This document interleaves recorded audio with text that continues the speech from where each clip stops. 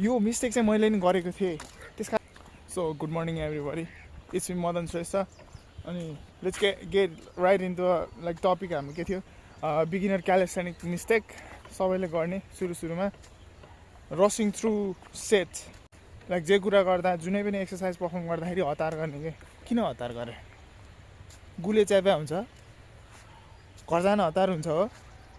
यदि घर जान त्यस्तो नै हतार हुने भएदेखि एक्सर्साइज गर्न किन आएको give a time adequate time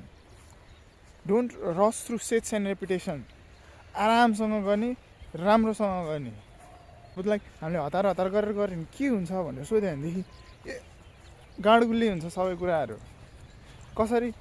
जे कुरा नि हतार गर्दाखेरि अब फर्म मिलेको हुँदैन होइन पहिलो कुरो अनि फर्म नमिलेपछि बिस्तारै मसल ग्रोथ हुन्छ अनि लाइक बिगिनिङमा त त्यो कुरा देख्दैन तर 1-2 महिना 3-4 महिना भइसकेपछि मसल ग्रोथ बिस्तारै बढ्न थाल्छ अनि मसल ग्रोथ बढेपछि डिफर्महरू देखिन्छ क्या बडीमा लाइक एउटा सोल्डर ठुलो अर्को सोल्डर सानो ल्याट्स एउटा ठुलो अर्को सानो यो मिस्टेक चाहिँ मैले नि गरेको थिएँ त्यस कारणले गर्दा मेरो बडी नि अलि भएको छ सो म चाहन्छु कि every beginner calisthenic athlete they don't rush through sets and repetitions that's the worst thing anyone can do